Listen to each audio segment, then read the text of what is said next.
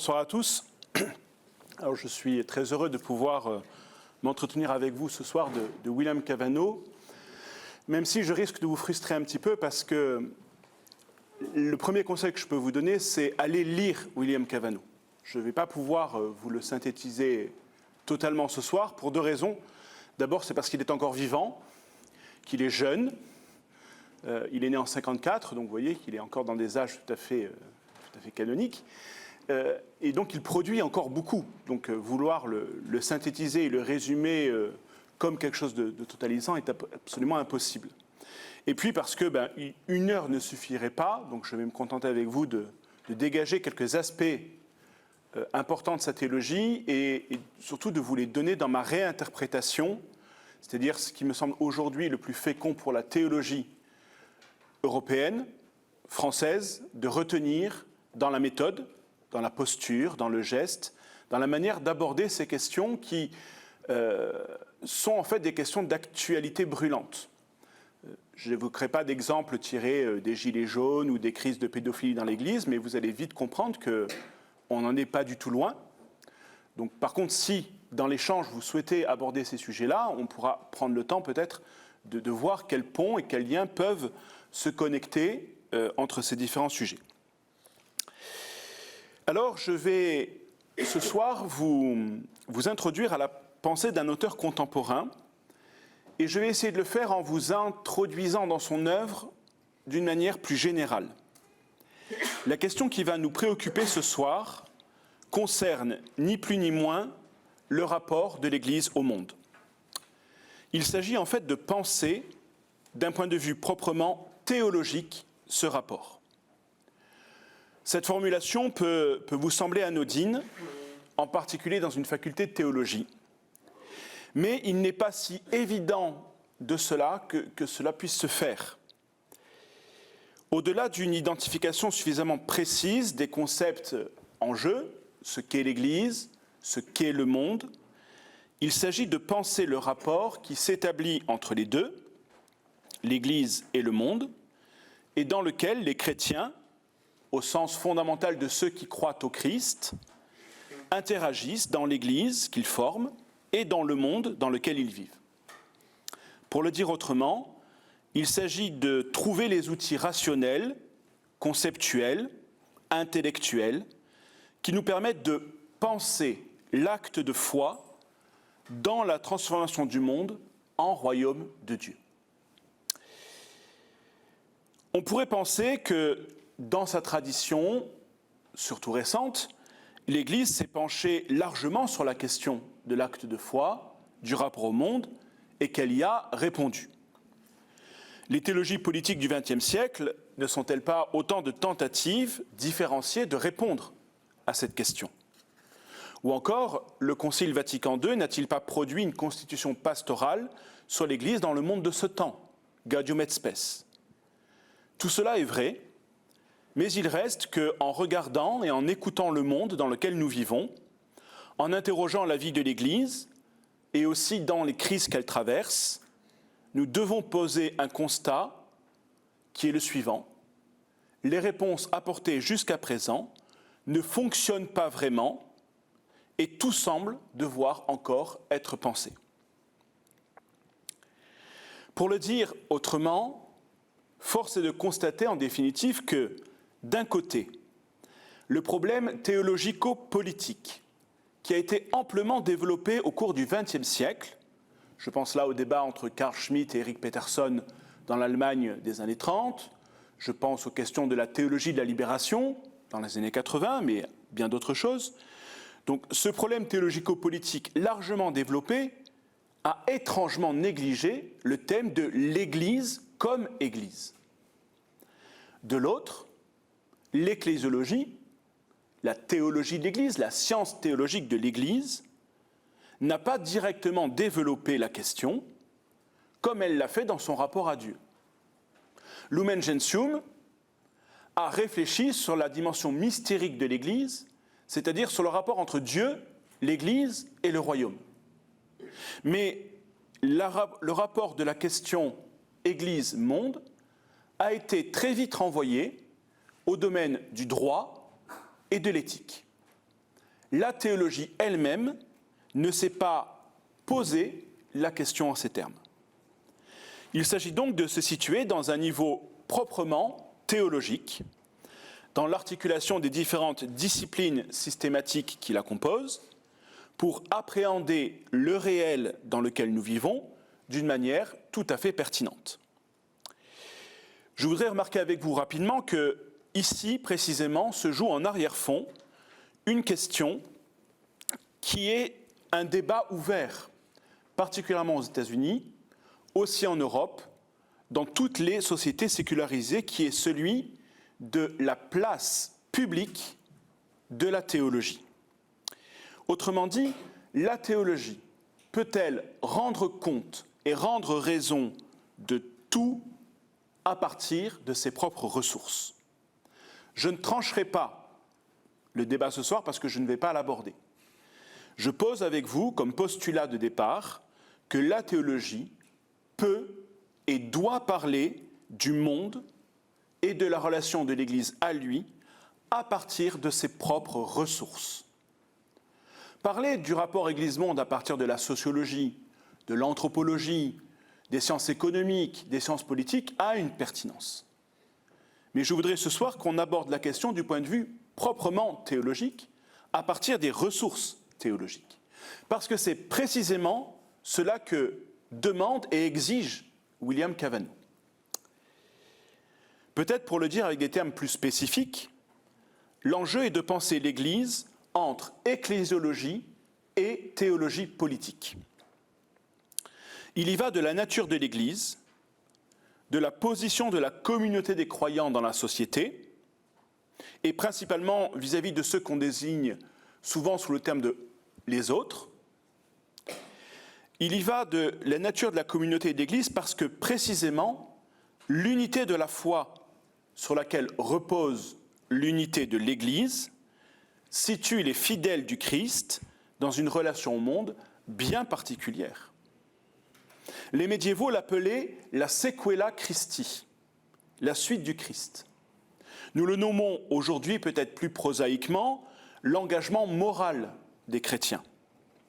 Mais quelle que soit la désignation que l'on lui donne, cette attitude exige de prendre en compte rationnellement et théologiquement l'acte de foi comme donnée essentielle de l'agir et de l'être chrétien dans le monde.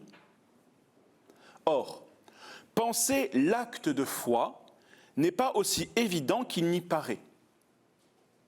Comment peut-on mesurer la foi de quelqu'un ? Il n'existe pas de pistéomètre.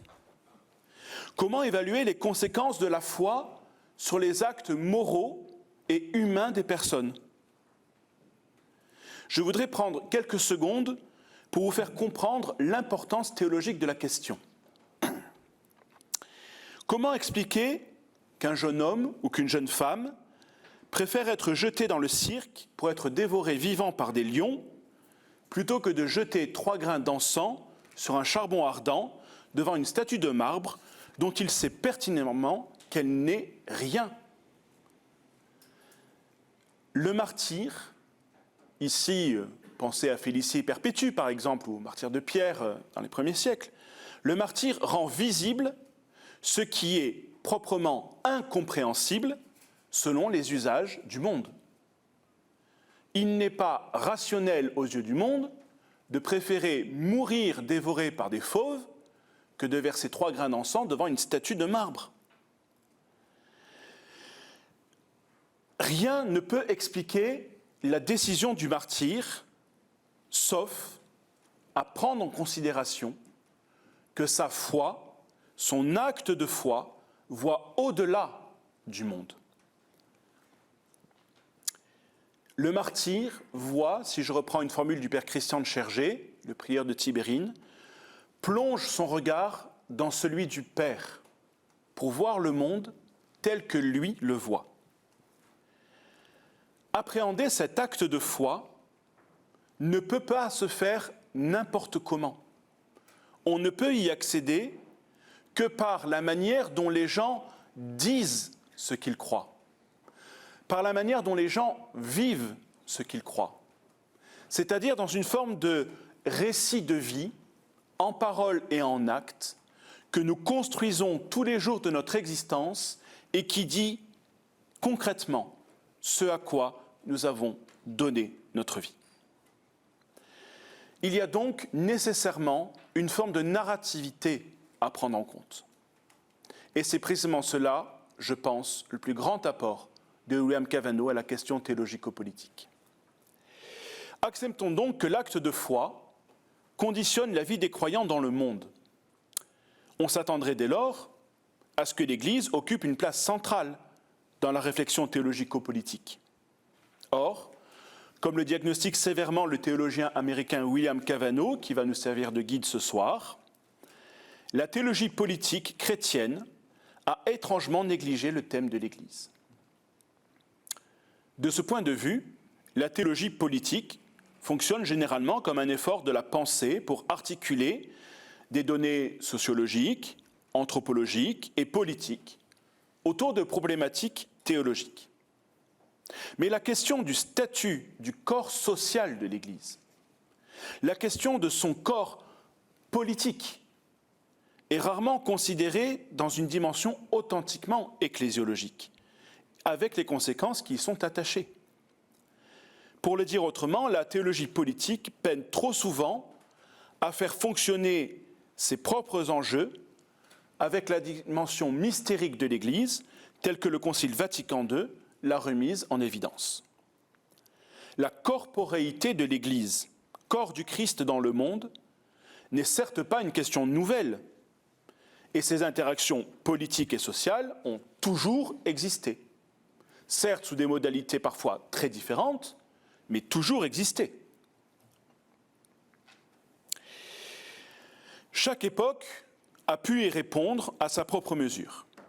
Et nous avons connu, si je me risque à grands traits à brosser un tableau, pour parler de l'Église et de ses relations au monde, on a connu des théologies du corps du Christ, principalement chez les pères de l'Église, des dogmatiques de type juridique, principalement à partir de la réforme grégorienne et tout le XIIe, XIIIe, XIVe, XVe et XVIe siècle, et même jusqu'à Vatican I.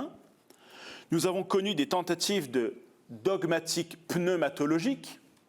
Je pense à Cervini à Trente, par exemple, ou à Johann Adam Müller à Tübingen au XIXe siècle.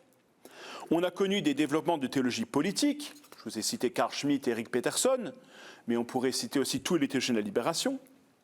Des tentatives d'articulation narrative autour du récit du dogme. Je pense par exemple à Jean-Baptiste Metz en Europe, ou Stanley Hauerwas, que nous allons revoir un peu plus tard, en Amérique. Et chacune de ces approches a connu son lot de réussites et d'échecs dans leur tentative de prendre en compte la question. Il reste à savoir pour nous aujourd'hui quelles sont les ressources théologiques nouvelles qui peuvent être exploitées pour répondre à ce défi contemporain de qualifier le rapport de l'Église au monde. La question qui ressort comme un serpent de mer consiste à trouver les catégories intellectuelles qui permettent de penser l'acte de foi, dont le martyre demeure la forme limite et plénière, pour appréhender le monde. La posture du théologien William Cavanaugh, que je vais vous présenter ce soir, est tout autre. Vous allez vite le comprendre. Cavanaugh ne dit pas grand-chose de nouveau, mais il le dit d'une manière nouvelle, dans une posture théologique inédite. Cavanaugh propose, dans ce que j'appellerais un geste théologique, c'est-à-dire une manière de se positionner. Il propose de considérer l'Église comme un corps politique sui generis. Pour ceux qui n'ont pas fait du latin, ça veut dire un corps politique d'un genre particulier dont il n'existe pas d'autres équivalents dans le monde, mais un corps politique particulier. Ce corps politique est, pour Cavanaugh, formé et généré par l'Eucharistie. Cavanaugh déploie dans la très grande majorité de ses écrits une notion, tenez-vous bien, d'imagination. Une imagination capable de rendre compte, sous une modalité narrative, à la fois de l'organisation du réel, ce qui est réellement concret, mais aussi des projets et des visions du monde qui sont à l'œuvre dans les corps sociaux en présence. Que ce soit l'État, la société civile, l'économie de marché ou la mondialisation. À ces récits, Cavanaugh fait correspondre un autre récit, celui de Dieu, qui devient celui de l'Église et qui se présente comme une forme de résistance à la violence du monde. Pourquoi ? Parce que pour William Cavanaugh, je vous le redirai, à la suite de Stanley Hauerwas, ce qui est de l'ordre du politique est inexorablement marqué par de la violence. Le propre de la politique de Dieu, c'est précisément la non-violence, dont l'Eucharistie est l'exemple par excellence. J'y reviendrai plus longuement plus tard. Cette manière de procéder comporte, il ne faut pas se le cacher, un fort coefficient d'étrangeté pour nous, publics européens. Mais en même temps, elle présente une promesse stimulante, qui est celle d'une théologie politique véritablement théologique, capable d'imaginer un engagement fort de l'Église dans l'histoire et dans la société, au titre de ses ressources les plus propres, sans se laisser instrumentaliser au service des causes qui lui sont toujours extrinsèques. Je vous propose donc ce soir, simplement, si j'ose dire, de poser à la fois des éléments problématiques de la question et d'envisager les pistes de réflexion proposées par William Cavanaugh comme les perspectives stimulantes pour penser aujourd'hui ce que je désignerai volontiers comme une ecclésiologie politique dont la puissance de l'imagination structure la réflexion pour rendre compte de l'Église dans le monde. Vous avez derrière moi le plan de parcours que je vous propose ce soir, avec 3 grandes étapes. Tout d'abord, je vais vous proposer de prendre un peu de recul sur la question fondamentale de l'appréhension du réel. Qu'est-ce que c'est que de considérer le temps présent, le monde dans lequel nous vivons ? Penser le rapport de l'Église au monde implique, à cause de la nature herméneutique de la théologie, de considérer la méthode d'investigation choisie. Et je voudrais brièvement vous laisser entrevoir l'intérêt et la nécessité d'une approche narrative aujourd'hui. Je poserai donc, dans ce premier point, l'intérêt de la notion de l'imagination en théologie. Je prends ce temps parce que, paradoxalement, William Cavanaugh, qui utilise une imagination théologique, ne la définit jamais. C'est un Américain. Il n'a pas besoin de le faire. Nous, en Europe, on a besoin de savoir de quoi nous parlons quand nous faisons de la théologie. Donc je vais vous donner un appareillage minimum pour comprendre ce qu'est la théologie de l'imagination chez William Cavanaugh, et ce sera mon deuxième point. Je vous présenterai la théologie de William Cavanaugh à travers les points saillants que je dégage. Je m'attacherai à le faire en vous montrant comment et pourquoi Cavanaugh propose une imagination théologique en acte comme un mode de réflexion et plus encore comme un mode d'action et de réponse pratique aux questions adressées au monde et à l'Église. Enfin, si le temps nous le permet, j'évoquerai avec vous des perspectives théologiques ouvertes par cette manière de faire dans les circonstances contemporaines. Alors, si vous voulez bien, on s'embarque pour une théologie de l'imagination, que j'intitule volontiers ainsi « Imaginer le réel pour en rendre raison ». La situation qui est la nôtre est une situation qui est complexe, pour ne pas dire compliquée.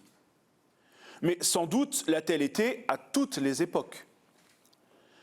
Je me risque quand même ce soir, rapidement avec vous, à considérer des points saillants.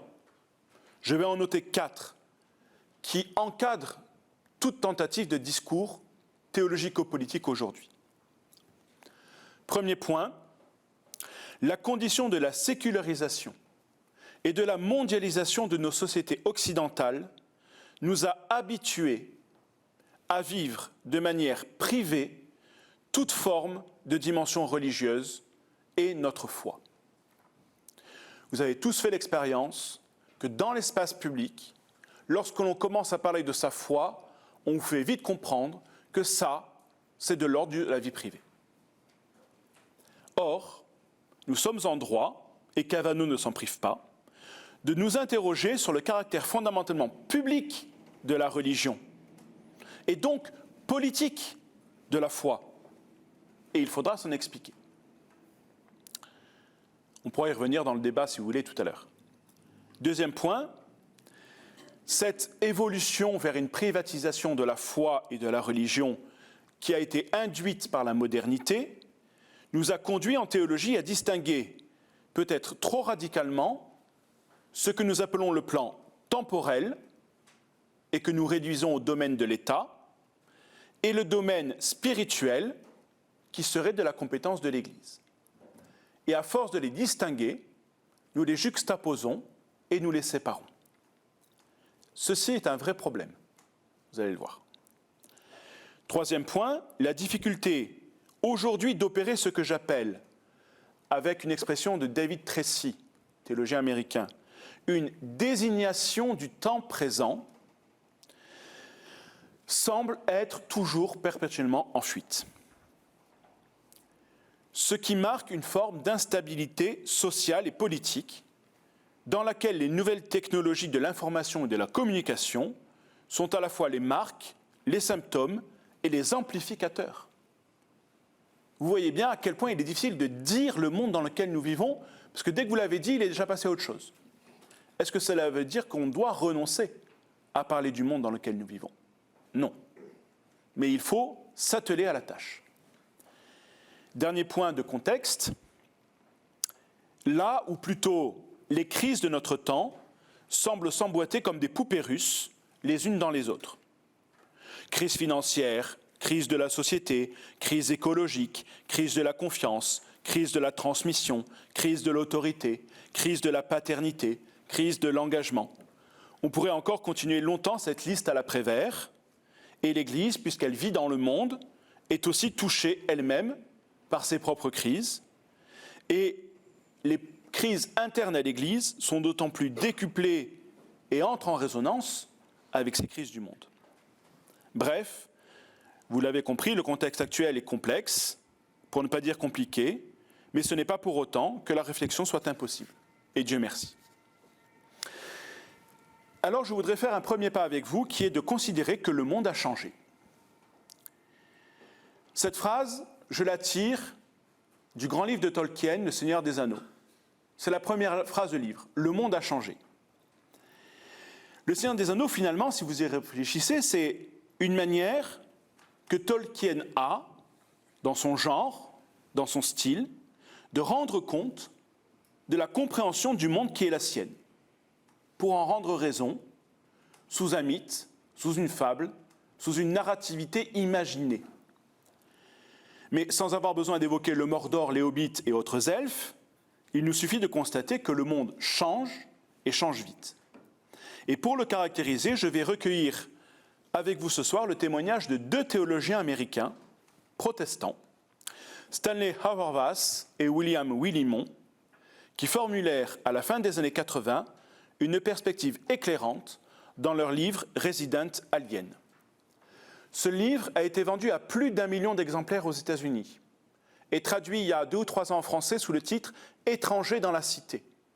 Je vous en recommande la lecture. Ce n'est pas un livre de théologie soporifique. C'est un petit livre de vulgarisation qui incite de manière pertinente à vivre sa foi dans le monde. Je prends un extrait de l'introduction. Quelque part, entre 1960 et 1980, un vieux monde dépassé a pris fin, tandis qu'un monde nouveau est né. Quand et comment tout a changé ? Au risque de paraître trivial, l'un de nous aurait tendance à répondre, en 1963, un dimanche soir. Ce jour-là, à Greenville, en Caroline du Sud, au mépris des vénérables Blue Laws, le cinéma de la Fox ouvrit un dimanche. 7 d'entre nous, membres actifs du groupe de jeunes méthodistes de l'église de Buckham Street, entrèrent dans l'église par la porte principale pour être vus de tous, avant de s'enfuir par la porte de derrière pour retrouver John Wayne à la Fox. Cette soirée en est venue à représenter un tournant dans l'histoire de la chrétienté façon Caroline du Sud. Cette nuit-là, Greenville, la dernière poche de résistance à la sécularisation dans le monde occidental, fit savoir à l'Église qu'elle n'aurait plus ni son soutien ni ses faveurs. La Fox défia frontalement l'Église pour décider de qui offrirait une vision du monde aux jeunes, et cette nuit de 63, c'est la Fox qui remporta la bataille.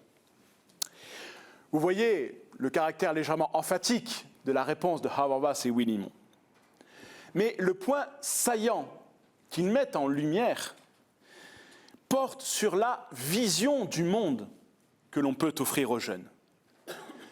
Ce que l'exemple du martyr précisément tentait d'évoquer.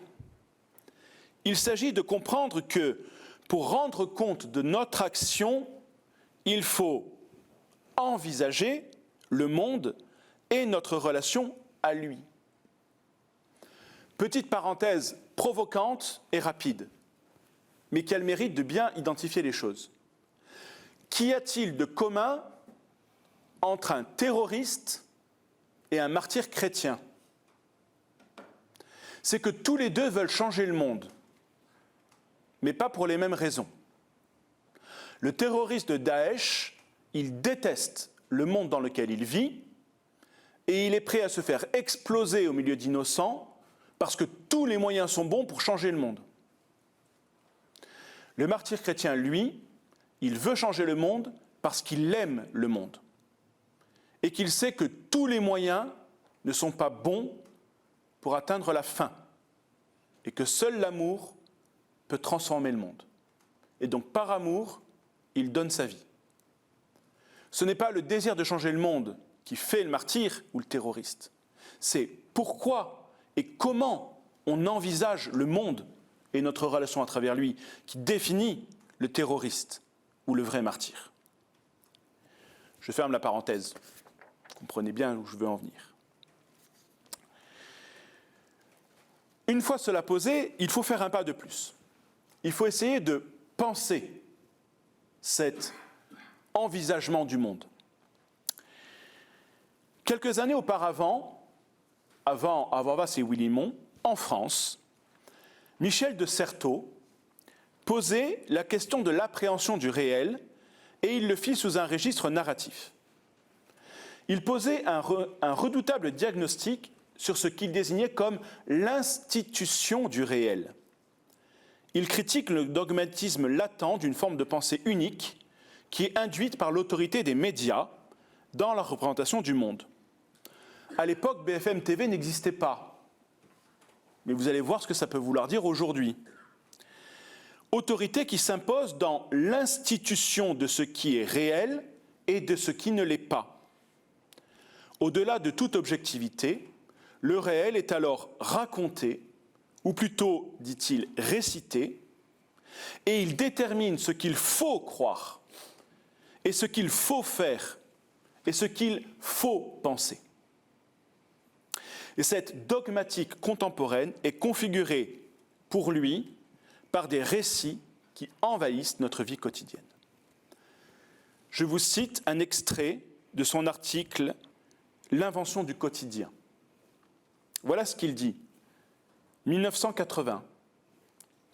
Saisi dès son réveil par la radio, la voix c'est la loi, l'auditeur marche tout le jour dans la forêt de narrativité journalistique, publicitaire, télévisée, qui le soir glisse encore d'ultimes messages sous les portes du sommeil. Plus que le Dieu raconté par les théologiens d'hier, ces histoires ont une fonction de providence et de prédestination.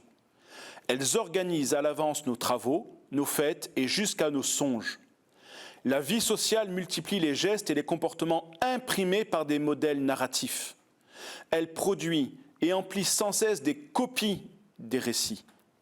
Notre société est devenue une société récitée en un triple sens. Elle est définie à la fois par des récits, les fables de nos publicités et de nos informations, par leur citation et leur interminable récitation. C'est BFM, on vous mouline la même information en longueur de temps. Ces récits ont le double et étrange pouvoir de muer le voir en un croire et de fabriquer du réel avec des semblants. Double renversement. D'une part, la modernité, jadis née d'une volonté observatrice qui luttait contre la crédulité et se fondait sur un constat entre la vue et le réel, transforme désormais ce rapport et donne à voir précisément ce qu'il faut croire. La fiction définit le champ, le statut et les objets de la vision. Ainsi fonctionne dans les médias, la publicité ou la représentation politique. L'analyse est sévère, mais elle n'a rien perdu de sa finesse.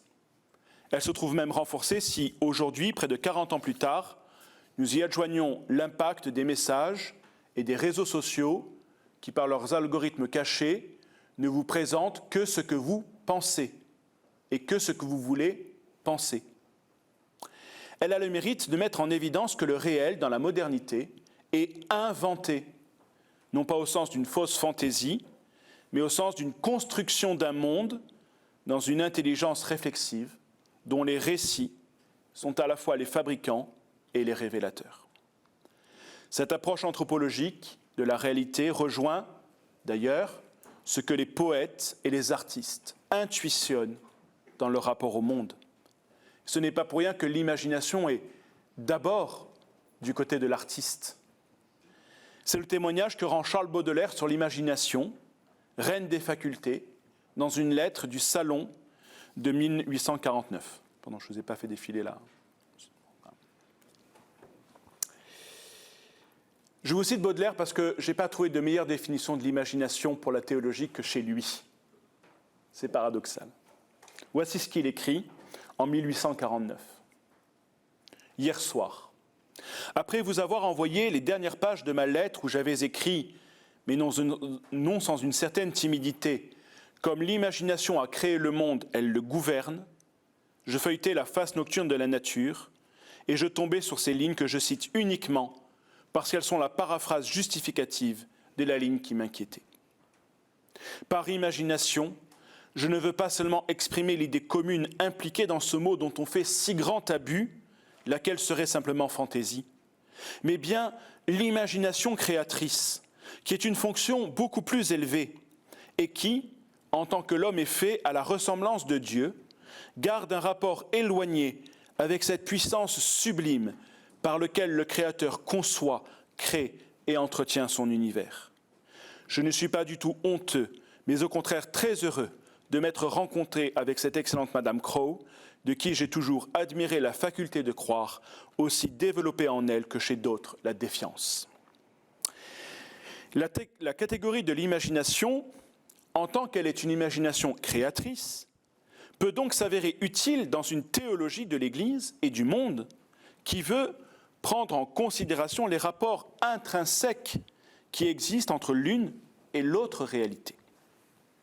La puissance de l'imagination, en tant qu'elle est perçue comme la faculté d'exploration du possible, qu'est-ce que c'est que l'imagination ?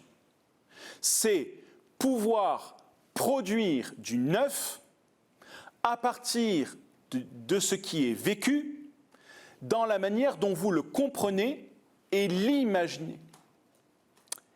Cette imagination possède des ressources jusqu'à présent insuffisamment exploitées en théologie chrétienne, même si les récentes recherches tendent à la mettre en lumière. Et je voudrais ce soir vous inviter à aller consulter une thèse soutenue à Rome il y a 2 ans maintenant de Nicholas Steeves, qui est un jésuite, qui s'appelle « Grâce à l'imagination » et qui est un plaidoyer pour intégrer l'imagination en théologie fondamentale. C'est nouveau et c'est stimulant. Je ferme la page publicitaire. L'imagination, en ce sens, repose sur une vision chrétienne du monde et cette perspective originale peut procurer une nouvelle manière d'apporter d'aborder l'ancienne question théologico-politique ou l'ancienne question du rapport de l'Église au monde, dans la mesure où elle permet de prendre en charge le jeu complexe des relations dans lesquelles nous sommes, que nous le voulions ou non, impliqués inexorablement. En ce sens, pour résumer cette forme de pensée, nous pourrions dire qu'il nous faut imaginer le monde pour en rendre raison, et cette perspective rejoint celle développée sous un aspect philosophique par Paul Ricoeur dans sa philosophie du récit. Je ne pourrais pas vous le développer ce soir, mais il y a des connexions très importantes, à mon avis, entre l'imagination chez Cavano et l'imagination chez Ricoeur. Vous lirez ma thèse, mais je pense que c'est important pour nous en Europe d'en prendre considération.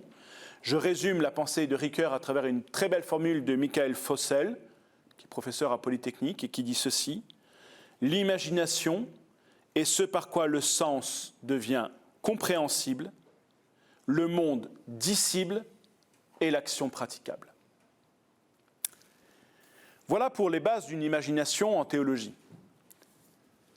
Si vous me suivez, je vais vous présenter comment William Cavano l'a fait fonctionner. Et vous allez voir que c'est très concret.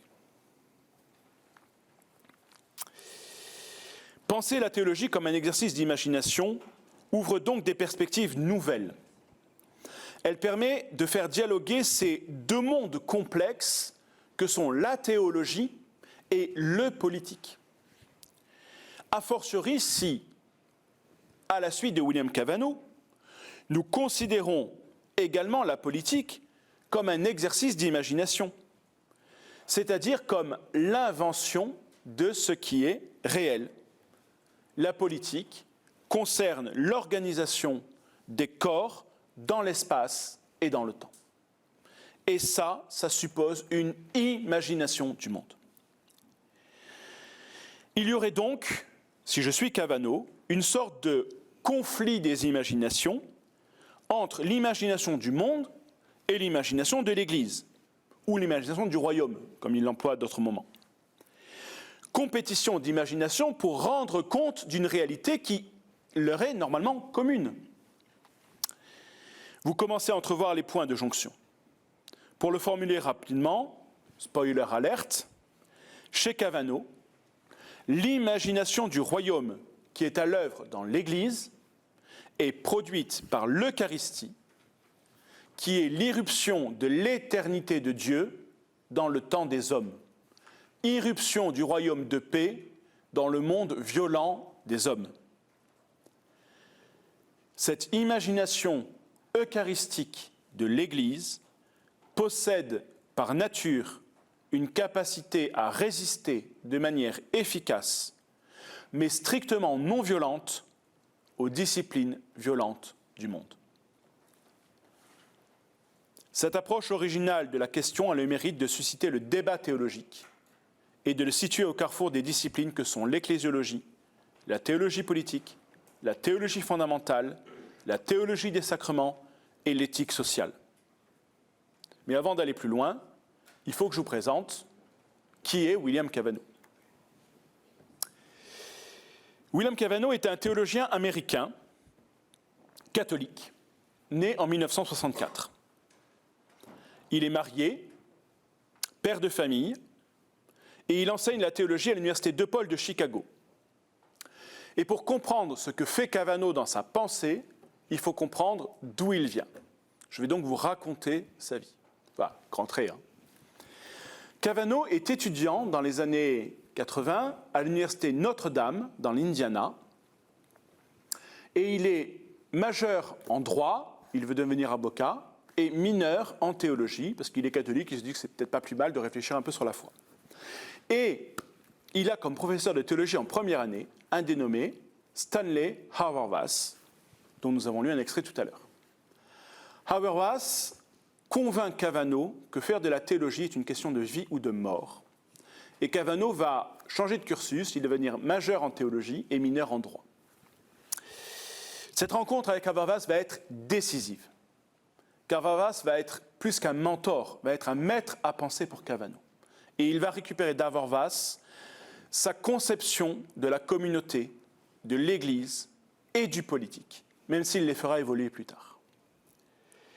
Il obtient donc son Bachelor of Arts à Notre-Dame, puis il part en Grande-Bretagne, à l'université de Cambridge, où il va passer un master en théologie sous la direction d'un autre très grand théologien contemporain, anglican, qui s'appelle Rowan Williams, qui deviendra plus tard l'archevêque de Canterbury que nous connaissons. Rowan Williams est un néo-augustinien, un spécialiste de la pensée d'Augustin, et Cavanaugh va récupérer sa lecture d'Augustin. Cavanaugh va faire, sous la direction de Williams, un mémoire sur les théologiens de la libération, où il va se confronter du coup à la question politique et à la question de l'histoire et des récits. Quand il va rentrer aux États-Unis pour faire son PhD, son doctorat, il va vouloir le faire avec Habermas, qui entre-temps a quitté l'université Notre-Dame pour s'établir à l'université de Duke en Caroline du Sud. Habermas accepte de le prendre en doctorat à la condition expresse qu'il parte 2 années en coopération en Amérique du Sud pour voir ce qu'on appelle à l'époque les communautés de base et l'expérience des communautés de base en Amérique du Sud. Cavanaugh part donc de 84 à 86 en coopération avec les Pères de Sainte-Croix dans la banlieue de Santiago au Chili, où il arrive en plein milieu de la dictature du général Pinochet. Et il est confronté là à une église en proie à la disparition, à la torture et à la discipline violente de l'État chilien. Il va s'engager dans les mouvements anti-torture, y compris lorsqu'il rentre aux États-Unis, et c'est de ce matériau-là, il va être chargé de traduire et de constituer le dépôt des récits des personnes qui acceptent de témoigner de la chambre de torture, qu'il va tirer le matériau de sa thèse, on va le voir en détail, qui s'appelle « Torture et Eucharistie ». C'est important pour comprendre d'où vient Cavanaugh. Si vous voulez comprendre Cavanaugh, il faut lire Torture et Eucharistie. C'est exigeant, mais c'est pour moi le livre de théologie le plus stimulant et le plus fondamental que j'ai lu de ma carrière de théologien. C'est pas rien, hein? Si vous ne savez pas à quoi ça sert la théologie, lisez Torture et Eucharistie. Vous avez le droit de ne pas être d'accord avec tout, mais il faut lire Torture et Eucharistie. Moi, c'est en lisant ça que j'ai dit je fais une thèse sur ce mec. Pardonnez-moi l'expression, mais c'est vraiment intéressant. Alors, je vais vous présenter tout de suite Torture et Eucharistie, puisque c'est le fondement pour moi de la théologie de Cavanaugh. L'originalité du livre, elle réside dans le fait d'aborder un problème apparemment essentiellement politique et éthique, la torture, sous un angle radicalement ecclésiologique. Cavanaugh pose la thèse suivante: le problème de la torture au Chili n'est pas tant un problème de morale qu'un problème de théologie de l'Église. Ah, c'est audacieux comme thèse. Je pense qu'il y parvient. Pourquoi ? Cavanaugh déploie dans Torture et Eucharistie, comme il le fera dans la majorité de ses écrits postérieurs, une notion d'imagination capable de rendre compte de l'organisation du monde et du réel en présence dans la discussion. Le titre qu'il a choisi, Torture et Eucharistie, volontairement provocateur, fait cohabiter dans notre esprit 2 termes qui, a priori, ne semblent pas avoir affaire l'un avec l'autre. Pourtant, comme il le remarque lui-même, l'Eucharistie est liée à la mémoire de la torture de Jésus livrée aux mains des puissances de ce monde. En prenant le pouvoir par un coup d'État militaire en 1973, Augusto Pinochet prétendait vouloir sauver la civilisation chrétienne au Chili face au socialisme. La mise en œuvre de la politique gouvernementale, de la torture et des disparitions n'épargnera personne dans la recherche de l'annihilation de toute opposition au régime. Cavanaugh reconnaît que dans un premier temps, l'Église fut impuissante, peut-être même un peu trop complice, de la politique et des pratiques totalitaires au début. Par contre, en se réappropriant ce qu'il désigne comme sa nature eucharistique, elle va entraîner la chute du régime. En essayant de cerner le soubassement ecclésiologique du problème, en essayant de comprendre quelle est l'imagination de l'Église au Chili, Cavano note les raisons de la première incapacité de l'Église à agir efficacement contre l'État dictatorial et montre comment, par 3 actions déterminées que sont l'excommunication des tortionnaires, la création du vicariat à la solidarité par la demande d'habeas corpus et la célébration de liturgie de rue devant les centres de torture, l'Église va entraîner la chute du régime. Cavano pose le postulat suivant. En vue de répondre à ces questions, nous devons aborder de plus vastes questions d'ecclésiologie chrétienne, de théologie du politique et de théologie sacramentelle. La torture renvoie à une confrontation plus large, le pouvoir des autorités exercées sur les corps, non seulement le corps des individus, mais également les corps sociaux. Je défends l'idée qu'une pratique chrétienne du politique se concrétise dans l'Eucharistie, faisant mémoire de la torture de Jésus lui-même, livré aux mains des puissances de ce monde. L'Eucharistie est la réponse de l'Église à la torture et elle est l'espoir d'une résistance chrétienne aux disciplines violentes du monde. La thèse développée par Cavano est la suivante. La torture moderne est beaucoup plus qu'une simple agression physique et psychologique sur les corps des individus. Elle est une agression sur les corps sociaux et les corps intermédiaires, dont l'Église fait partie. En effet, il montre que la chambre de torture n'est pas un lieu organisé pour atteindre une vérité supposée cachée, comme on le justifiait au Moyen-Âge, notamment à l'Inquisition, mais elle est une véritable machination qui sert à produire des individus incapables de nouer ou de retrouver des liens avec les autres. Et ça, c'est la conception moderne de la torture. En diagnostiquant ce problème, Cavano adresse donc à la théologie la nécessité de définir, ou au moins de décrire, la manière dont la réalité sociale de l'Église, le corps de l'Église et sa vie propre réalisent un projet radicalement opposé à cette atomisation de l'espace social. Pour le dire avec les mots de Cavano, la résistance de l'Église au régime de la torture dépend de son aptitude à se constituer elle-même comme un corps social avec une discipline capable de s'opposer à la discipline de l'État.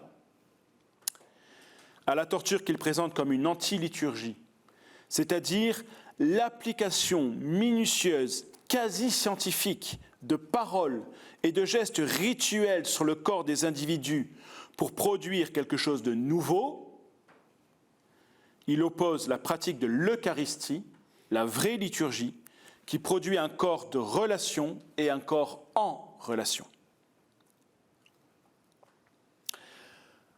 Cet aspect est important parce qu'il montre il fait, si vous voulez, le procès de la modernité. Le procès de l'État moderne, développé par Hobbes, Locke et Rousseau pour Cavano, est de constituer des individus qui puissent être sous l'emprise simplifiée d'un pouvoir étatique, qu'il soit une monarchie, une démocratie, une dictature, peu importe. Alors que le programme politique de Dieu est de constituer un corps de personnes en relation dont le Christ est à la fois la tête, le cœur et la périphérie. La théologie du corps du Christ. On va y revenir. Si je ne vous ai pas perdu, je vais sortir de Torture Eucharistie pour vous montrer comment il va déployer cette analyse-là sur les questions de l'État, de la société civile, de la mondialisation et du marché. Je vais aller très vite, mais vous lirez Cavano, encore une fois. Pardon, je vais trop vite. Cette analyse originelle se produit au Chili dans un contexte, Dieu merci, exceptionnel. Tous les États modernes ne sont pas le Chili de Pinochet. On est d'accord. Mais le travail de Cavano porte en lui 2 intérêts majeurs pour la compréhension du politique et de la théologie. Premièrement, la théologie a une pertinence à s'exprimer dans le monde. elle peut, au nom de sa vision des choses, rendre compte du monde et du projet de Dieu pour le monde.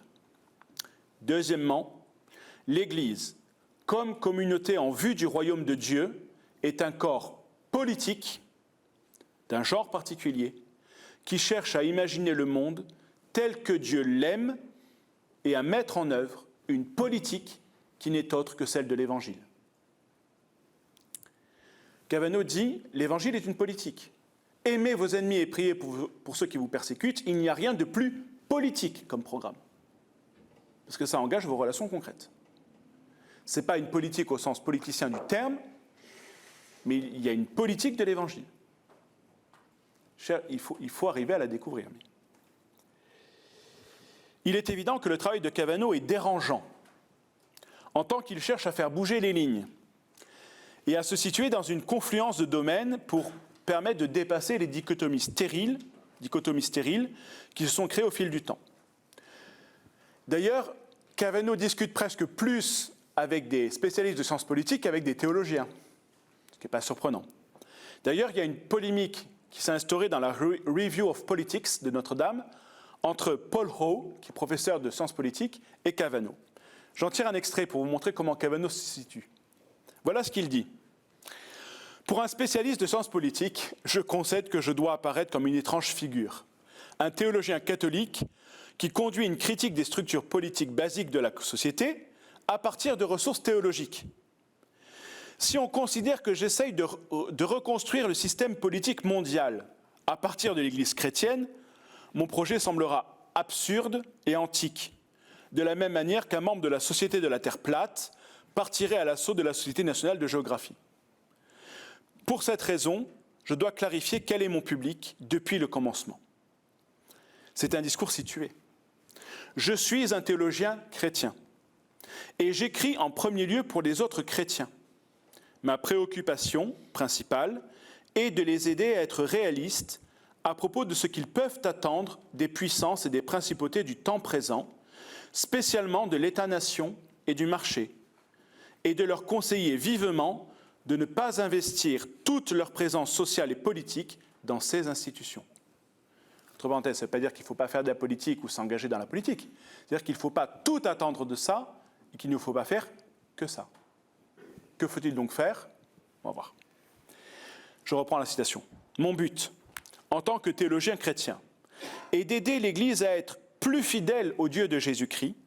De nos jours, je pense que cette fidélité signifie porter un sérieux regard sur les structures économiques et politiques que beaucoup de chrétiens tiennent pour acquises, alors qu'elles ne le sont pas forcément.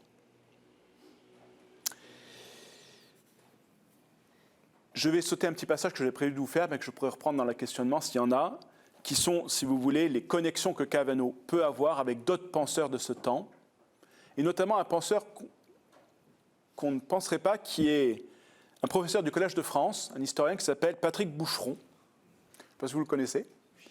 Voilà. On ne peut pas l'accuser d'être une chronique du bénitier, mais il y a des points communs dans leur relecture de l'histoire médiévale, et notamment de la société eucharistique au XIIIe siècle. Je passe là-dessus, je n'ai pas le temps de vous le faire, mais je voudrais simplement en arriver avec vous à une formulation brève, mais synthétique, de ce que propose Cavanaugh comme dimension politique de l'Église. Pour Cavanaugh, l'Église est une société politique d'un genre particulier, qui est un modèle contraste vis-à-vis du monde. Autrement dit,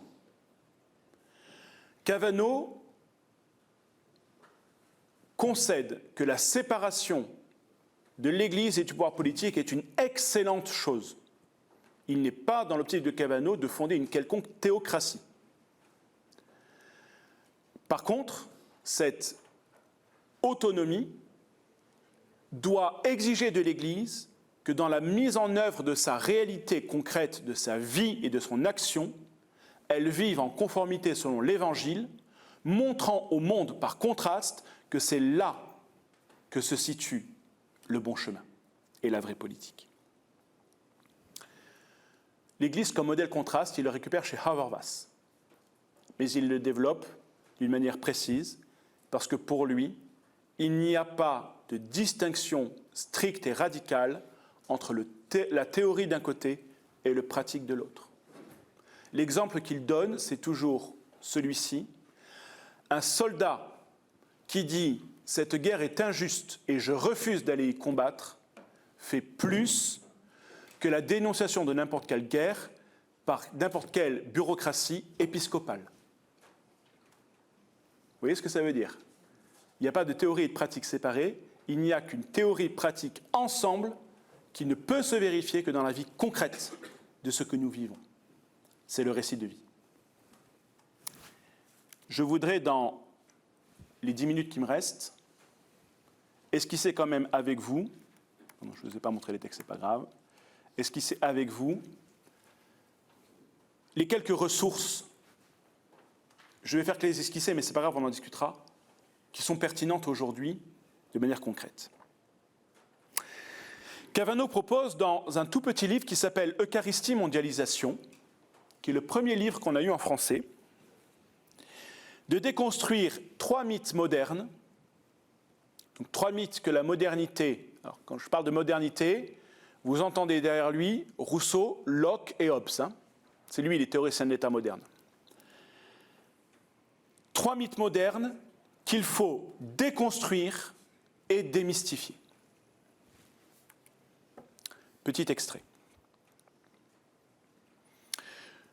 Je ne traiterai pas de ces 3 termes, l'État, la société civile et la mondialisation, comme des réalités objectives et autonomes par rapport auxquelles l'Église se contreposerait comme une tierce réalité, mais comme 3 façons d'imaginer l'espace et le temps autour de récits fondateurs, eux aussi, relatifs à la nature et à la destinée humaine, et qui trouvent leur pendant dans la théologie chrétienne.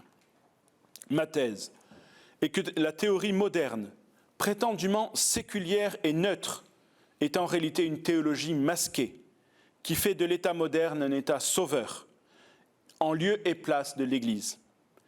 Prendre conscience du caractère proprement parodique ou hérétique de cette sotériologie, c'est déjà commencer de réimaginer l'espace et le temps dans une perspective authentiquement chrétienne.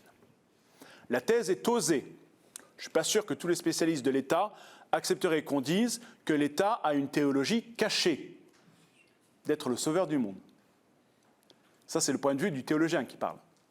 Mais la thèse mérite d'être défendue. Cavano propose donc de déconstruire 3 mythes. Le mythe de l'État comme sauveur, le mythe de la société civile comme sphère neutre et le mythe de la mondialisation comme catholicité. Je vais rapidement vous les brosser, même si je n'ai pas le temps d'entrer dans les détails de l'argumentation. Je vais vous en donner le point saillant. Le plus important des 3 mythes pour Cavano, c'est le mythe de l'État comme sauveur. Pour lui, quand l'État-nation se constitue, lentement à partir du XIIIe siècle, de manière plus précise autour du XIVe, XVe et XVIe siècle, il le fait en prenant à l'Église une autorité et un pouvoir qu'elle avait dans la société. Et il le fait d'une manière particulière au moment des Lumières, en accusant les religions d'être génératrices de violence. Pour lui, le problème des guerres de religion n'est pas qu'un problème historique et politique, elle est un problème théologique où l'État veut récupérer le pouvoir de coercition en vue de pacifier la société. En gros, il dit quoi ? L'État dit, puisque les religions génèrent de la violence, c'est l'État qui doit assurer la coercition légitime et la paix de la société. C'est donc l'État, qui n'est pas une religion, qui va assurer le salut de la société. De ce fait, il va revendiquer la totalité de l'espace public pour lui, reléguant les religions dans la sphère du privé. Je vais à grands traits, il est plus fin que ça dans l'argumentation, mais c'est en gros l'idée qui est derrière. Ce faisant, l'État construit c'est très visible chez Rousseau, une mythologie, un récit fondateur qui permet de justifier qu'il faut une société simple, c'est-à-dire une relation directe entre le gouvernant et le gouverné pour assurer le pouvoir de l'État. Cavano recoupe ça avec le fait qu'aujourd'hui, les syndicats, les corps intermédiaires ont de moins en moins de pouvoir dans l'espace social. Et que le président de la République ne peut pas ne pas se déplacer quand il y a une catastrophe naturelle pour aller enterrer les victimes. Il faut qu'il y ait un lien direct entre le gouvernant et le gouverné pour que l'État puisse fonctionner. Or, la politique mise en œuvre par l'Évangile est tout autre. C'est une politique de relations et de corps sociaux en relation. Sur la société civile, c'est la conséquence, je vais un peu plus vite. L'État moderne nous fait croire, selon Cavano, que la société civile découle de sa constitution comme État, puisqu'il en est le régulateur. Or, Cavano dit c'est faux. L'État découle de la société civile. Il est un corps de la société civile. Il n'en est pas au-dessus. Et il dit cela se voit dans la question des religions parce qu'aujourd'hui, tout le monde considère que la religion, c'est une espèce générique. Vous avez la religion, et après, dans la religion, vous avez les espèces. L'islam, le christianisme, l'hindouisme, le bouddhisme, le shintoïsme, etc. Or, cela n'est pas vrai. Toutes les religions ne sont pas identiques. Toutes n'ont pas la même histoire. Toutes n'ont pas la même prétention d'interaction au monde. On ne peut pas entrer dans cette compréhension genrée et générique de la religion que l'État veut imposer pour faire fonctionner la société civile. Je passe au troisième point. La mondialisation comme catholicité, c'est défaire le mythe qui nous ferait croire que la mondialisation, c'est le village planétaire. Parce que la mondialisation n'est que l'hyper-extension du pouvoir totalitaire de l'État moderne. Quand je parle d'État chez Cavano, c'est toujours l'État moderne. Hein. Attention, l'État moderne a des structures supranationales, dont l'économie de marché mondiale, finalement, est le lieu d'extension. Mais il dit, en fait, on vous fait croire cela, mais il faut qu'il y ait des frontières. Parce que s'il n'y a pas une frontière, et pour certains c'est possible avec un mur, entre le Mexique et les États-Unis, vous ne pouvez pas justifier de payer $1 de l'heure des habitants d'un côté du mur et $15 de l'heure de l'autre côté du mur. Donc si vous voulez produire à bas coût, il faut des frontières. Pour l'immigration, c'est pareil. Pour le tourisme, c'est pareil. Il y a un texte très intéressant de Cavano qui s'appelle « Le migrant, le touriste, le pèlerin et le moine ». Les figures de la mobilité dans le monde actuel. C'est passionnant. Et ils vous montrent que, par exemple, le touriste occidental qui veut partir au fin fond du Zimbabwe ou dans les îles de Tahiti, il ne veut pas voir ce qu'il voit chez lui. Hein. Il veut voir des vainés en costume traditionnel, avec des colliers de fleurs autour du cou. Il veut de l'exotisme. Mais pour qu'il y ait de l'exotisme, il faut qu'il y ait des frontières. Et pour qu'il y ait des frontières, il faut qu'il y ait des pauvretés. Et il faut qu'il y ait de l'économie. Et il faut qu'il y ait de la consommation. Donc, ce n'est pas une catholicité. Ce n'est pas une universalité. Voilà. Il y a un livre entier là-dessus qui s'appelle « Être consommé », une critique chrétienne du consumérisme, qui est un livre aussi très passionnant que vous pourrez aller lire. Bref. Réimaginer le monde. Pour avoir un petit peu de temps de débat, je vais vous donner que quelques points qu'on pourra développer. Cavano propose que l'Église, dans le monde, en vivant de l'Évangile, mette en œuvre une politique chrétienne qui soit une manière de réimaginer le monde différemment. Il y a, à mon avis, 4 points qui méritent notre attention. Il y en a plein chez Cavano, mais 4 que je retiens avec vous ce soir. Tout d'abord, c'est de considérer ce qu'il nomme la dimension pèlerine de l'Église. C'est-à-dire de comprendre que la manière de vivre chrétiennement dans le monde n'est pas d'abord à penser sous un registre spatial, mais sous un registre temporel, dont le pèlerinage est la figure par excellence. C'est une figure authentiquement chrétienne et traditionnelle. Ça veut dire quoi? Ça veut dire que pour Cavano, la modernité amène, alors là il le montre à partir du XIIe siècle lui, avec De Certeau et de Lubac, amène, si vous voulez, une spatialisation du monde. Avant le XIIe siècle, pour les pères de l'Église, le rapport au monde était un rapport temporel. Et d'ailleurs, l'Eucharistie, chez un Augustin et encore un Bernard de Clairvaux, l'Eucharistie, c'est quoi? C'est la présence de Dieu entre sa première venue dans la chair et sa dernière venue dans la gloire. Présence temporelle.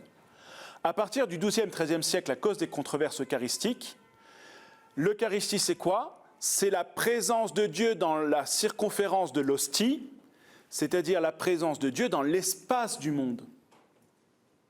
On change radicalement le rapport au monde avec ça. Et donc le rapport politique. Vous irez écouter le cours de Boucheron sur le site du Collège de France, il en parle. Aujourd'hui, notre monde se retemporalise. Aujourd'hui, tout est question de temps. Tout est question de temps de trajet et non plus de distance à parcourir. Tout est question d'avoir l'information dans la seconde qui suit. Donc là, il y a quelque chose à ressaisir, chrétiennement parlant. Le pape François ne dit pas autre chose quand il dit, dans une formule lapidaire mais énigmatique, le temps est supérieur à l'espace. C'est ça que ça veut dire. Retemporaliser notre relation au monde, parce que l'Eucharistie est essentiellement un sacrement de la temporalité. Deuxième point, justement, la nature eucharistique de l'Église, qu'il développe amplement dans ses livres.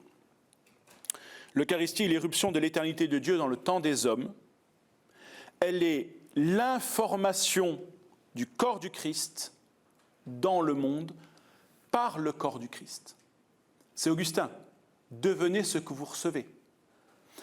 Donc la corporéité politique de l'Église dans le monde est inséparablement liée à ce qui génère l'Église comme corps du Christ, c'est-à-dire l'Eucharistie. Et il le fait sous un mode narratif. Je ne résiste pas à vous donner cet extrait-là, que je trouve très beau. De même, si la liturgie eucharistique est bien un récit qui réalise ce qu'il dit, le narrateur n'est pas un homme, c'est le Christ lui-même, qui est à la fois le récit, l'objet du récit et l'espace dans lequel prend place le récit. Autrement dit, ce n'est pas nous qui racontons, c'est le Christ qui raconte une histoire, qui raconte notre histoire. On comprend ainsi pourquoi le caractère narratif de l'Eucharistie ne nie pas la réalité de la transsubstantiation. À chaque communion, nous recevons le corps tout entier, et pourtant ce corps demeure un, non divisé, à travers le monde entier. De même qu'en communiant, le fidèle est de nouveau fait un et retrouve son identité parce qu'il est absorbé dans le corps du Christ, de même l'espace, notre espace, retrouve cohérence, unité dans l'Eucharistie, qui le fait passer dans le corps du Christ sous les symboles du pain et du vin.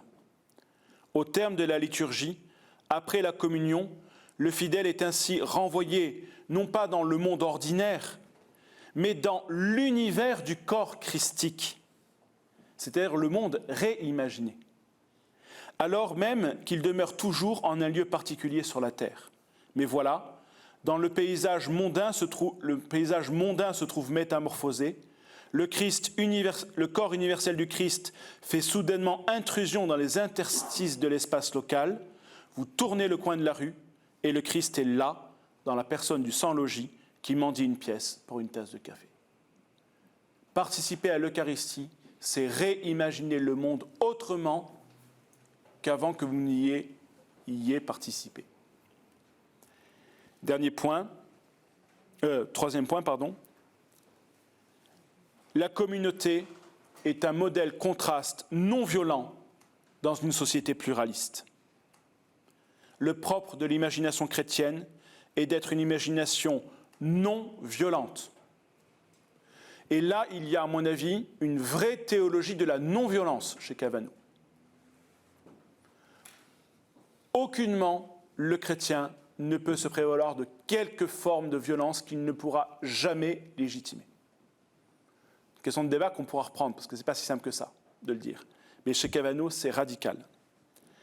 La présence chrétienne, pour Cavano, n'est pas de l'ordre de la défense, mais de l'ordre du témoignage. L'Église n'est pas là pour défendre, que ce soit des valeurs, la parole de Dieu ou Dieu lui-même. L'Église est là pour rendre témoignage à la parole.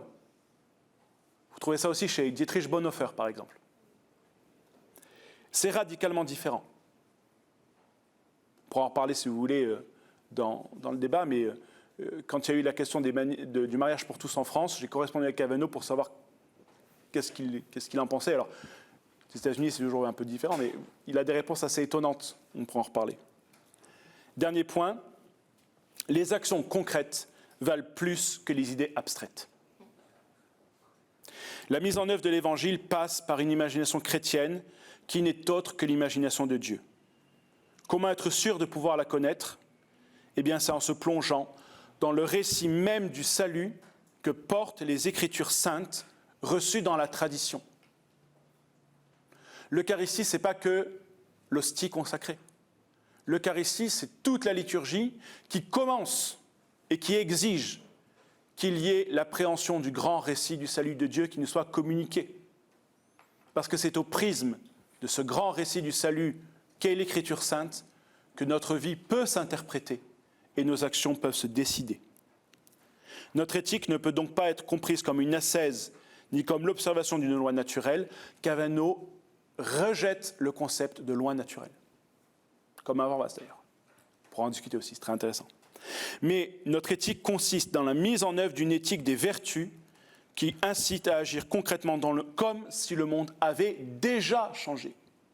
Le chrétien, c'est celui qui vit dans le monde selon la loi du royaume et non pas selon la loi du monde. Il y a derrière toute une relecture de la cité d'Augustin qu'on pourra reprendre aussi si vous voulez. En conclusion,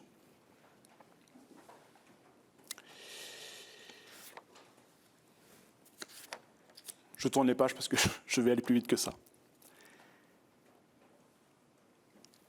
J'ai introduit cette conférence en vous disant que l'enjeu de la conférence, qui est l'enjeu de Cavano en fait, est de penser le rapport de l'Église au monde. Penser ce rapport ne peut se faire que dans l'appréhension concrète de ce que le monde vit et de ce que l'Église vit dans le monde.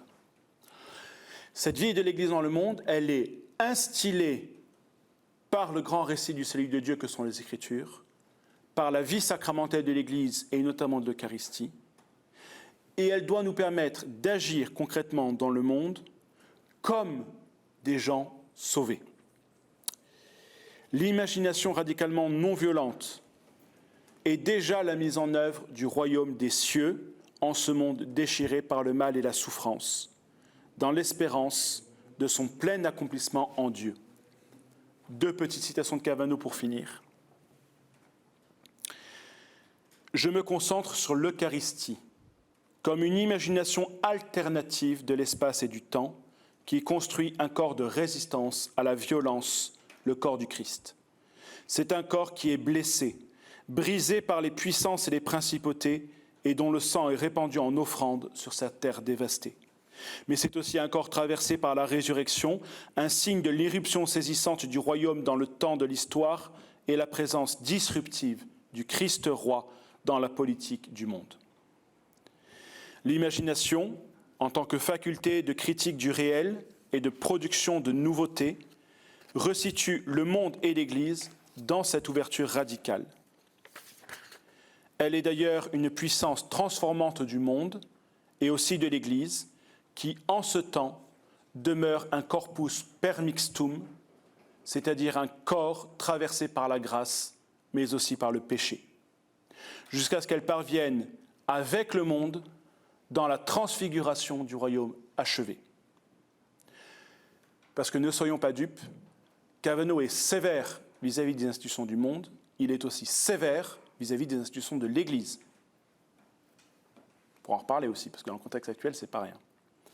Dernière citation, et je m'arrêterai là-dessus. L'imagination chrétienne ne signifie pas uniquement que la manière dont les choses sont n'est pas conforme à la manière dont elles devraient être. Elle dit aussi que la manière dont les choses sont n'est pas la manière dont les choses sont réellement. Les premiers chrétiens, dans les Actes des Apôtres, n'ont pas attendu le retour de Jésus pour commencer à vivre différemment. Jésus leur avait déjà donné l'imagination d'un monde différent dans l'enveloppe de l'ancien monde, et ils devaient simplement la mettre en œuvre. L'imagination chrétienne est profondément eschatologique. Elle agit maintenant comme si le Christ était déjà revenu et avait restauré la création parce qu'il l'a fait, bien que nous comprenions que nous pourrions être tués comme Jésus l'a été, au nom de cet engagement. Pour conclure, grâce à l'imagination, l'ecclésiologie peut ainsi prendre en compte authentiquement la réalité du rapport complexe de l'Église avec le monde, en l'inscrivant dans la perspective de l'accomplissement plénier du royaume de Dieu. Elle donne ainsi aux chrétiens de vivre leur vie dans la suite du Christ comme citoyens du royaume, mettant en œuvre la politique divine du salut dans un monde qui en a tant besoin. Merci.